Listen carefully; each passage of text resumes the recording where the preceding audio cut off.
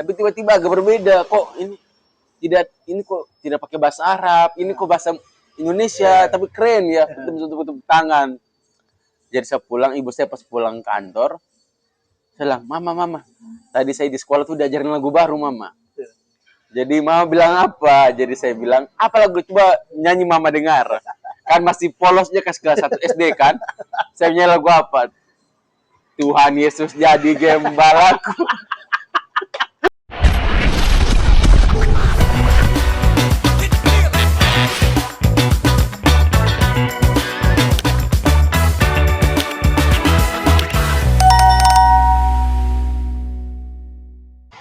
Oke, ketemu lagi di Santai Aja. Mari ketong Bomo.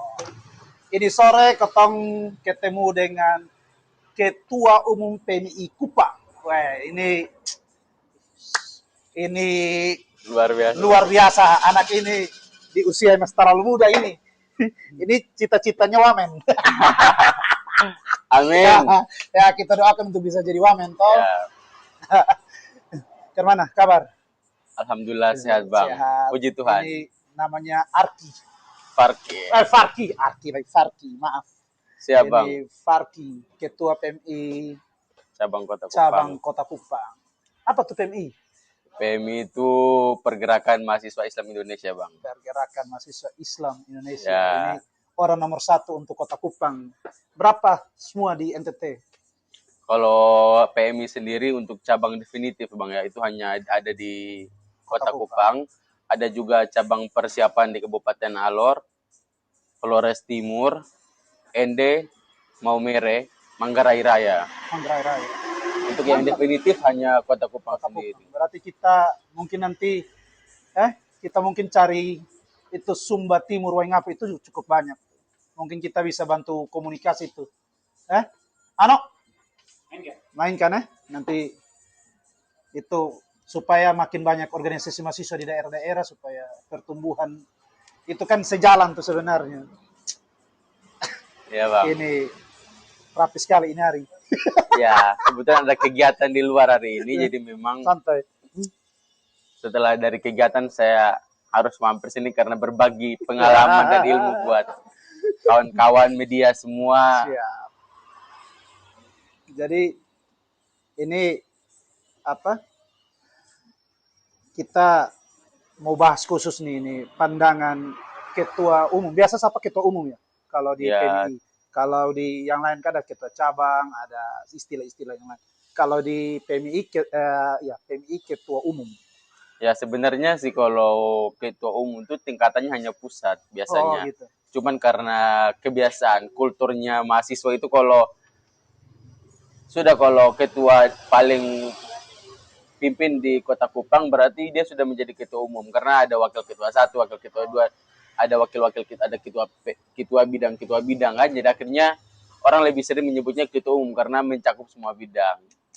Luar biasa. Jadi itu karena kebiasaan. Ya, jadi manggilnya tum begitu. Tum. Singkatannya tum. Mantap. Berarti luar biasa nih. Ini saya sengaja ajak ini ketum datang nih, kita cerita-cerita sedikit. Ini kan NTT pada umumnya, Kota Kupang pada khususnya ini kan ketum tahu katong banyak mungkin tidak terlihat tapi mungkin juga secara tidak sadar katong banyak yang belum tuntas lah menurut beta soal toleransi, soal beragama lah. Kalau ketum sendiri lihatnya seperti apa? Ya, hari ini kan di Kota Kupang sendiri kita banyak sih menggaung masalah. Kupang itu NTT itu Nusa Tinggi Toleransi, Kota Kupang itu kota kasih. Tapi pada umumnya tuh masyarakat melihat bahwa yang saya pantau, yang saya meneropong tuh masih banyak orang-orang yang memang awam. Terus ada diskriminasi antar kelompok itu masih ada. Terutama antar beragama tuh masih isu-isu yang sangat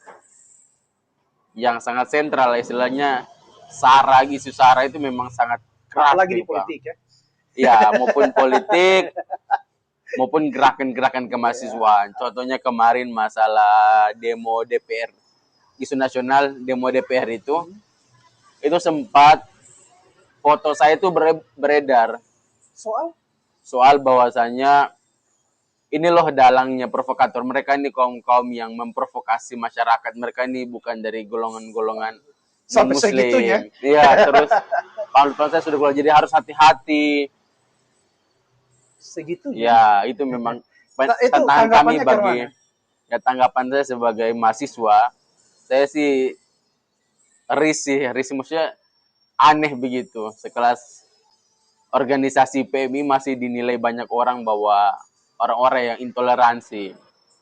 Padahal senior-senior di pergerakan mahasiswa Islam Indonesia sendiri, terutama kita PMI sebagai mahasiswanya Nahdlatul Ulama yang sistem pengkaderan saja sudah menerapkan Ahlussunnah wal Jamaah atau sistem kaderisasi yang betul-betul di dalamnya membahas tentang masalah tasamu atau toleransi. Saya rasa bahwa sangat lucu karena bertolak belakang dengan karakter kita sebagai mahasiswa NU. Oh, jadi PMI itu base-nya NU ya? Iya, Kurang lebihnya seperti itu. seperti itu.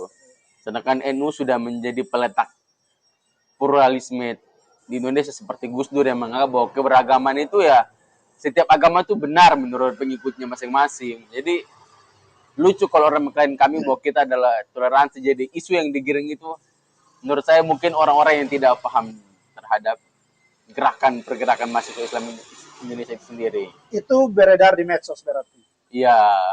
Nah, kalau contoh real yang Ketum pernah alami seperti apa? Diskriminatif atau apalah. Contoh kayak, itu satu gini. Atau pernah tidak yang langsung-langsung lah. Pernah tidak seperti itu? Iya, kalau untuk yang pernah, waktu saya dulu tahun 2021, saya sempat ngekos di Kayu Putih. Nah, itu ada salah satu yang punya pemilik kos ini. Waktu tahun 2021 tuh kalau tidak salah ada Seroja. Seroja. 2020 lah. 2021 mungkin. Iya. Itu ada badai Seroja itu kan bencana. Terus karena saya basicnya dari pesantren di Jawa Timur. Iya. Jadi kawan-kawan alumni itu mengirimkan sumbangan untuk menyalurkan kepada korban badai Seroja ini. Nah, karena saya kuliah di Fakultas Agama Islam di salah satu kampus swasta Muslim di Kota Kupang, Iya. karena dengan gaya-gaya kami yang mungkin agak berjenggot, Iya. mungkin kena celana di atas mata kaki, dan sering sholat hingga jidatnya hitam, Iya. kami diklaim bahwa teroris, sehingga waktu itu saya sempat ditahan juga di kantor polisi, di Polresta. Berapa hari itu? Beberapa hari itu. Dan itu memang waktu itu saat bulan puasa. Ditahan. Terus jadi saya kaget kan karena ditahan. Itu karena framing isu itu. Iya. Wah, luar biasa. Luar biasa. Ini kita baru tahu nih kalau kita pernah. Padahal dulu kan kalau saya salah SD kan minta maaf tapi kan di sekolah gemit kalau saya salah waktu Kristen. Terus saya kan latar belakang dari orang tua yang mualaf dari non Muslim. Oh, jadi keluarga juga sampai terlalu terus dari latar muslim belakang sekali. Kabupaten saya kan asalnya dari Kabupaten Alor nih. Nah di Alor kita tahu lah sendiri keberagaman toleransi di sana seperti apa kan.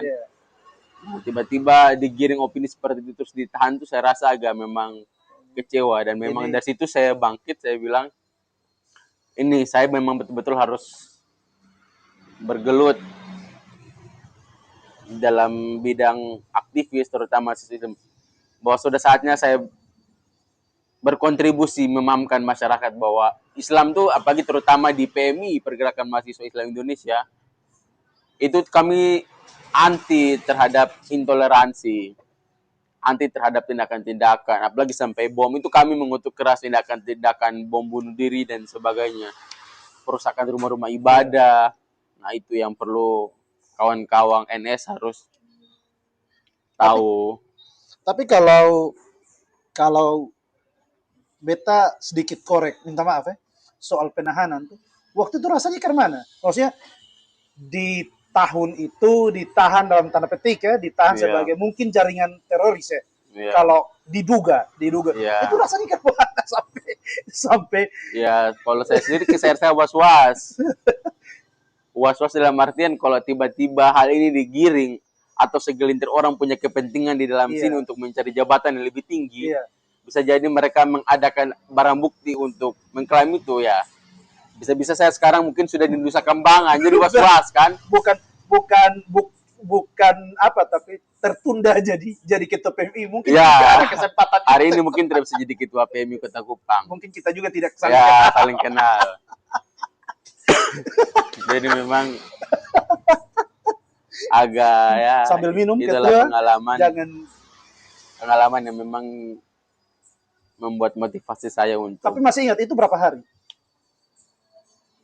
2 hari karena memang tidak ada bukti yang Tidak ada menguatkan. Padahal Akhirnya, itu memang betul-betul murni sumbangan yang masuk kebetulan menjadi apa ya, menjadi wadah untuk menampung sebenarnya lebih ke situ. Padahal itu kan dari mana-mana gitu. Maksudnya waktu itu kan ya, semua orang prihatin dengan NTT kan, bukan hanya Kota Kupang, itu ada Rote, ada Floatim, ada Alor sendiri, ada Lembata. jadi memang saya memang itu juga mungkin salah tangkap juga dari ibu kos, mungkin karena mungkin faktor umur juga kan, salah pendengaran.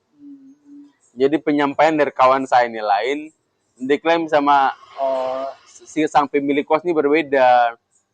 Karena memang sudah faktor umur, mungkin pendengarannya kurang jelas. Jadi Pasti langsung keluar ya, ibu kos kan langsung bilang, adek, jangan sampai adik mereka ini yang bom-bom di Surabaya. Nah, langsung gitu kan. Nah, kawan saya bilang, Segitunya. Bu, kalau kami bom-bom di Surabaya, pagi ibu ini non-muslim nih, kami sudah bom ibu punya kos dari kemarin. Tapi karena kami pikir bahwa kami tidak seperti itu, makanya kami tidak melakukan hal yang tidak senonoh seperti itu. Nah, ibunya dengar. Lain, ibunya bilang, ibu laporan ke polisi, ya ibu kami ini teroris, cuman kami yang tidak mau bom ibu punya kos. Ya sudahlah, langsung ditangkap kami malam itu. Itu tegang tapi lucu juga. Ya, tegang. Setelah selesai mungkin ada lucunya juga. Berarti apa sebenarnya kalau dilihat dari dari konteks pengalaman, Iya. terus sekarang jabatan ketua PMI, apa sih semangat yang mau dibangun untuk toleransi khususnya di Kota Kupang?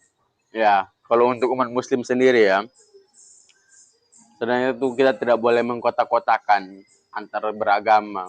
Kan sudah jelas kan, kalau mungkin pemahaman di perkataan Nabi hadis mungkin berbagai orang punya pandangan sendiri.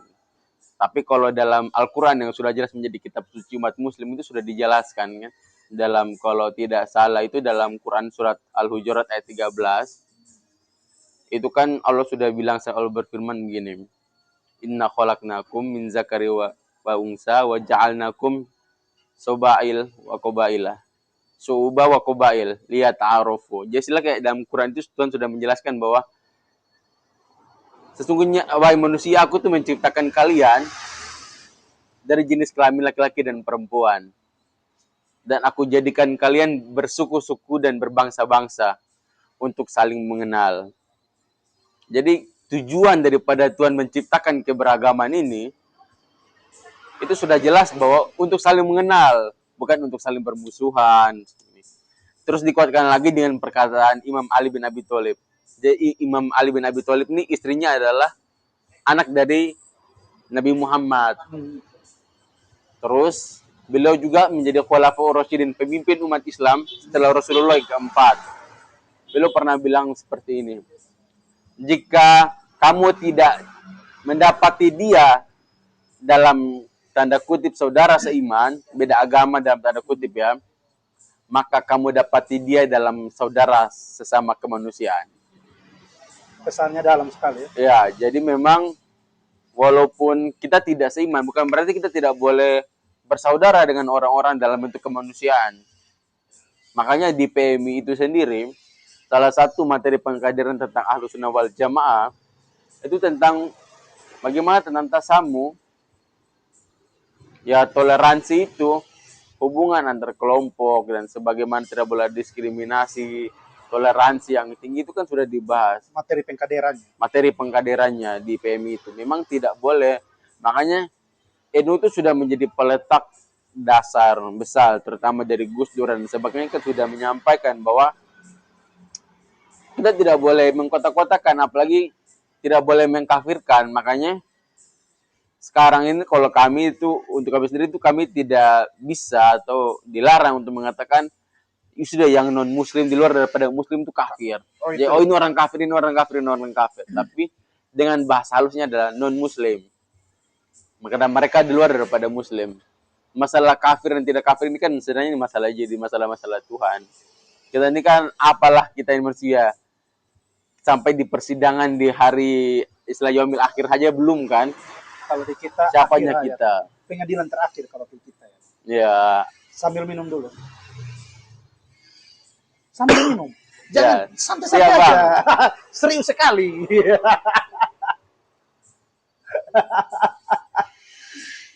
Kalau rokok boleh rokok, santai-santai aja.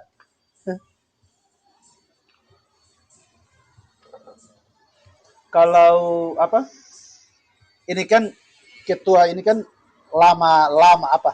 Ternala juga bersekolah di sekolah Gimit ya. ya, Ini beberapa kali kita sama-sama memang luar biasa. Nah, kalau ketua ketua dalam pandangannya ketua sendiri terlepas dari tadi apa muslim dan non muslim, tapi selama pengalaman 6 tahunnya di SD Gimit itu apa sih yang apa sih yang dirasakan?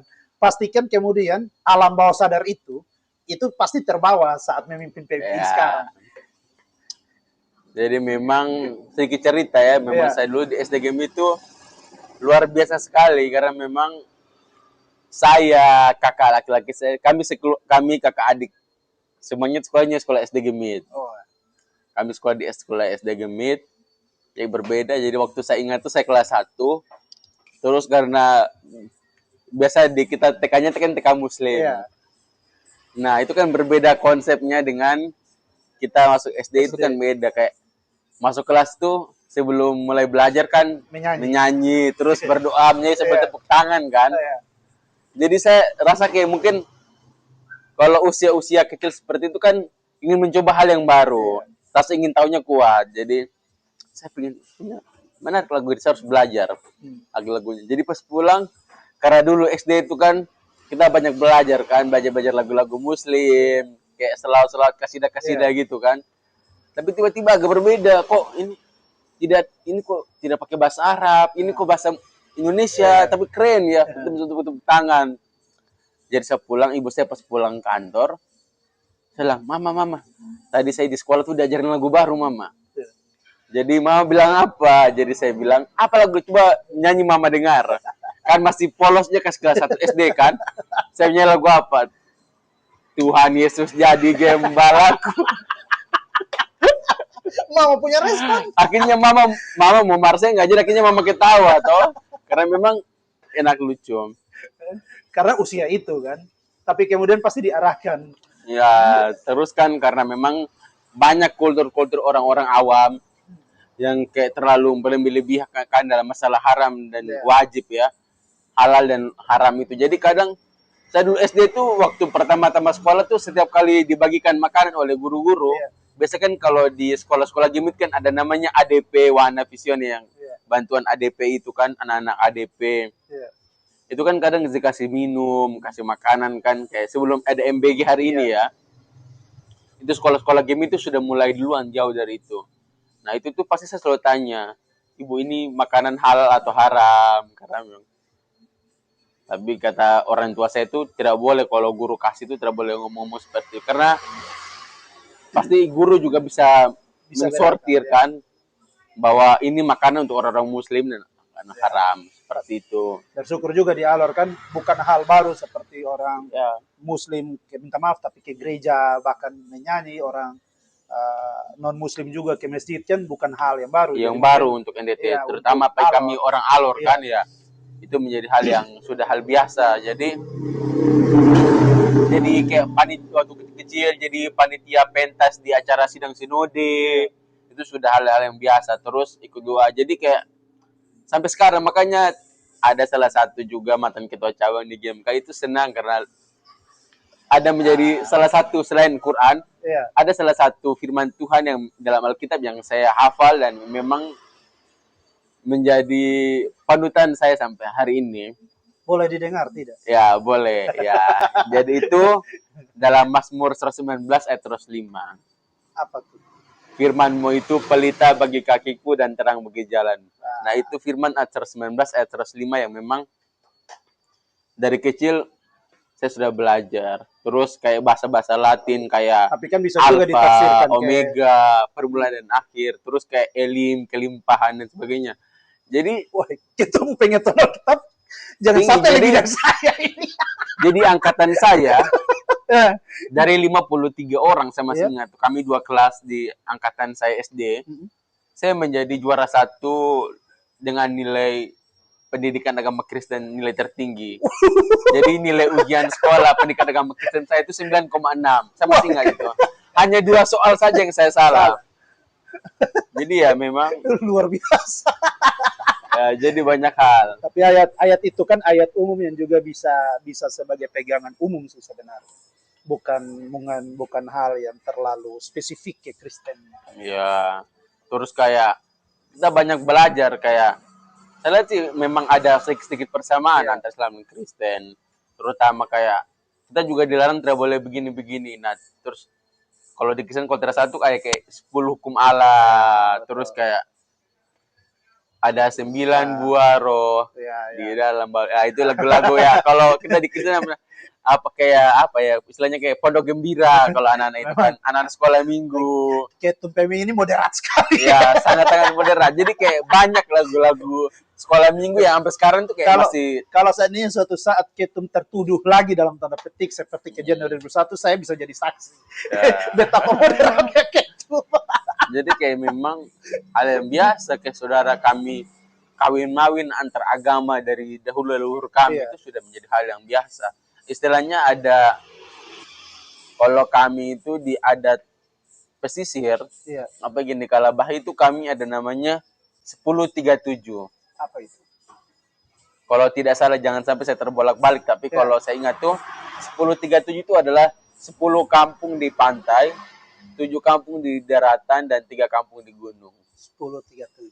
1037. Itu menggambarkan Itu yang kecamatan Abal, kecamatan Teluk Mutiara dan kecamatan Kabuala itu. Ya itu yang memang misalnya kepala burung lah. Iya, Kan kepala burung. kalau Alor itu kan bentuknya pulaunya kayak kepala burung. Iya. Kepala sampai lehernya burung. Jadi memang sudah nilai-nilai keberagaman, moderasi beragama itu kan sudah ditanamkan. Jadi datang lagi dengan ikut terhimpun dalam organisasi Iya. pergerakan mahasiswa Islam Indonesia yang moderat, mahasiswanya Nahdlatul Ulama. Saya rasa ini bukan hal yang baru dan itu menjadi kultur yang harus dikampanyekan, Dijaga terus dan dikembangkan. dikembangkan. Saya lihat mungkin catatan penting juga bahwa Alor kalau mau bicara menurut saya pribadi ya bahwa moderat atau toleransi di Alor itu lebih tinggi dibandingkan di Kota Kupang. Minta maaf, Ketum ini lahir besar di Alornya Ya, atau di Pantar? lahir besar di Alor Kalabahai. Kalabahinya. Ya, memang. Jadi mohon maaf, jadi kayak di Alor tuh walaupun mendominasi masyarakat Kristen, kami tidak pernah melihat orang jual-jual daging babi di pinggir jalan. Tidak ada tempat-tempat bakar babi di pinggir jalan.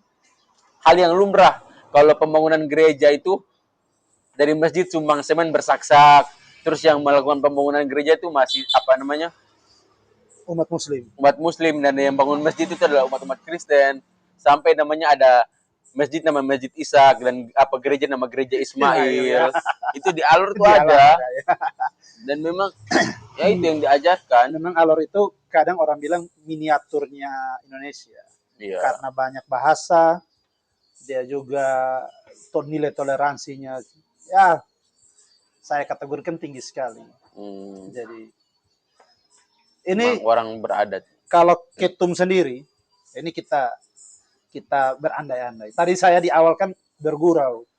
Ketum ini ke depan harus jadi wamen nih. Kalau Ketum sendiri pasca berketum ini mau kemana? Ya, Apa bisa kasih clue-clue atau memang itu rahasia pribadi dan tentunya ilahi? tentunya setiap dari kita tuh pasti punya harapan. Tapi kan semua kembali kepada yang maha kuasa toh. Ya. Karena ini kan sudah banyak aktivis yang berandai-andai, Tapi akhirnya harus pulang kampung. apakah Ketum juga akan pulang kampung?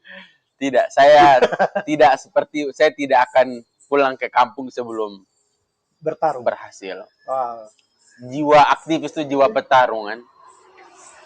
Jadi memang Siapa tahu jodoh memanggil. ya, tapi kalau kami umat Islam tuh ada salah satu ayat Quran itu menjelaskan bahwa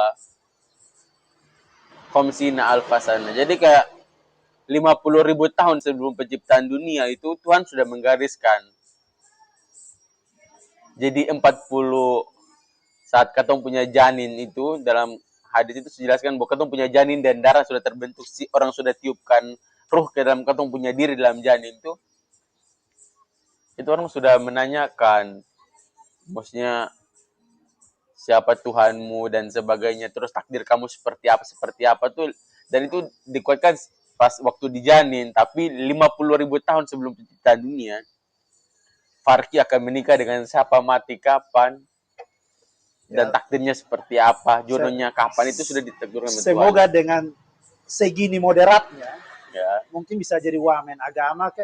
Kan saya juga bersyukur toh Ketum. Kalau Ketum sampai pada titik itu kan saya bilang dulu sebelum dia jadi apa-apa saya sudah pernah wawancara. Ya, masuk orang tapi itu. kan kalau hari ini kita melihat bahwa Menteri Agama tuh beberapa periode Ya. dan sudah pernah datang ke Kupang, juga ada yang pernah datang ke Kupang Menteri Agama. Itu rata-ratanya semua adalah senior PR Pergerakan Mahasiswa Islam Indonesia, PMI. Kalau gambaran sedikit, kira-kira sekarang yang di kabinet Presiden Prabowo ini ada berapa menteri yang senior? Ada 7 menteri. 7 menteri. Pak Muhaimin Iskandar, Menko Iya, Pemberdayaan Iya. Masyarakat, Pak Muhaimin, terus siapa lagi? terus Aminuddin Ma'ruf, Amarudin, Wamen terus BUMN, iya, terus sekarang Menteri Olahraga, Pak Erick Thohir, Erick Thohir. terus lagi Wamen Kesekretariatan Negara, Siapa tuh? siapa itu senior PMI juga. Lupa namanya. Terus Iya, terus Ibu Arifah, Nur Arifah, Nur Arifah. Menteri Pemberdayaan Perempuan dan Perlindungan Anak. Iya. Terus lagi yang ATR. Menteri Agama, Terus Pak Nazarudin Umar ini, terus Menteri ATR BPN, Bapak Gus Nusron Wahid. Berarti ada peluang itu sebenarnya. Ya, itu kalau dari keterwakilan daripada PMI ya. Tapi keterwakilan dari PKB berarti lebih banyak lagi. Jangan. Kalau koperasi. Nanti kalau sebut bendera itu nanti kita agak sedikit kasih blur. Ya. Tidak enak lah kalau itu. Tapi dengan terdistribusinya kader PMI di nasional, berarti tidak salah juga tadi di awal, di tengah, bahkan saya sekalian mendoakan kan ucapan ini kan bagian dari doa kan. Iya. Siapa tahu suatu saat Ketum Farki bisa jadi minimal wamen lah. Iya. Atau minimal ya akses ke istana lah, kita menggunakan jalur-jalur Ketum Farki. Jadi komisaris di BUMN saja sudah cukup luar biasa. Iya. Karena saya lihat bahwa banyak juga ketum-ketum PB yang selesai ini dimulai dari komisaris. Kalau di PMI sendiri, apa target Ketum Farki setelah jadi Ketum Kota Kupang? Ya, masih mau ke pengurus yang di atas atau gimana? Tentu, setiap orang itu pasti ingin naik level, itu pasti. Up level itu pasti setiap orang. Tapi saya ingat perkataan saya, coach, waktu saya jadi ketua komisariat, itu yang saya masih terapkan sampai saat sekarang, itu menjadi motivasi saya itu, begini motivasi saya itu, berproses dulu, nanti kamu akan ditempatkan di mana kamu layak sesuai apa yang kamu telah berproses. Jadi kita jangan pikir hasilnya, tapi kita berproses dulu, karena yang orang akan menempatkan kita itu sesuai apa yang kita ini, orang akan menilai kita layak dan tidaknya kita itu saat hasil kita berproses. Kalau kita layak ngurus cabang ya secara tidak langsung, terlepas dari gerbong politik bagaimanapun, orang akan menilai bahwa dia layak untuk ngurus, dia layak menduduki posisi ini. Kalau pribadi saya, kalau pribadi ya semua pasti mau, apalagi jadi ketua PB bidang ya, PMI. Bidang aja sudah luar biasa ya. Ya itu Kenapa sangat. tidak apa namanya? Kalau ketua umum secara nasional itu apa namanya? Ketum PB. Ketum PB, pengurus besar berarti. Ya. Ketum PB. Saya rasa sangat tidak cocok, maksudnya gitu kan, saya juga rasa diri lah. Oke. Pertama dalam artian bahwa cabang Kupang ini kecil secara nasional. Terus yang kedua, senior kami juga belum terlalu besar, yang punya tekannya terlalu besar di pusat ya. Terus yang ketiga, saya juga sadar saya bukan seorang Gus. Bukan anaknya seorang kiai. Bapak saya juga seorang mualaf, bukan berlatar belakangkan seorang kiai yang punya pesantren besar, pesantren karismatik NU yang memang jadi ini. Kita lihat periode kemarin ketua umum PBPB itu Tum Abe itu dia dari pesantren dia Gus, dan dia punya pesantren Bunte Cirebon. Pesantren kemarin itu baru merayakan 3 abad berdirinya pesantren tersebut. Ada lagi juga sekarang ketua umum PBPMI beliau dari pesantren Tambak Beras, itu memang pesantren karismatik NU, di salah satu karismatik NU di Jawa Timur. Selain Tebu Ireng ya, pesantrennya Gus Dur, pesantren itu Tambak Beras itu. Jadi kalau dengan sekian banyak pengalaman secara pribadi, dengan baik itu dari dulunya pernah bersekolah di sekolah GMIT, sampai sekarang di PMI, apa sih harapan Ketum Farki terhadap umat beragama, khususnya di Kota Kupang? Iya, pertama sesuai dengan apa namanya grand design kepengurusan ya PMI saya di periode saya sendiri, bahwa akurasi gerakan menuju Kota Kupang berperadaban. Maksudnya bahwa akurasi itu gerakannya harus memang akurat. Itu kan butuh solidaritas, butuh rangkulan dari berbagai pihak, kerjasama, tidak boleh saling mendiskriminasi, toleransi terutama. Itu untuk bagaimana kita menciptakan Kota Kupang yang berperadaban. Kalau kita sendiri dengan daerah yang angka kemiskinannya tinggi, itu kan kalau kita masih saling sikut menyikut, bagaimana kita mau menyamakan gerakan untuk menuju Kota Kupang, khususnya umumnya NTT, untuk menjadi kota yang berperadaban, kota yang punya kultur yang luar biasa. Hari ini kita berbicara masalah Nusa Tinggi toleransi, tapi apakah kelakuan, sikap, dan perilaku kita sudah mencerminkan toleransi yang tinggi, ataukah kita masih saling mendiskriminasi atau saling mengkotak-kotakan?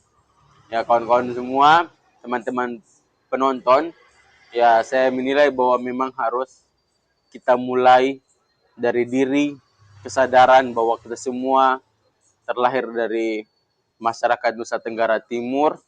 Kita punya asal-usul yang satu, suku yang beragam dengan berbagai keistimewaan bahasa yang luar biasa.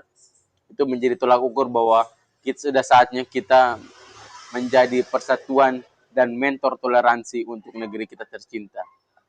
Mungkin saja dari saya. Akhir kata, wallahul muwaffiq ila aqwamit thoriq. Wassalamualaikum warahmatullahi wabarakatuh. Salam. Terima kasih Ketum PMI untuk waktu singkat ini. Sukses selalu. Kawan-kawan semua, kalau yang sonde suka ataupun suka dan mau bawa omong, mari sudah datang di sini, di santai aja. Ingat, like, bagikan, subscribe, dan lain sebagainya. Sampai jumpa.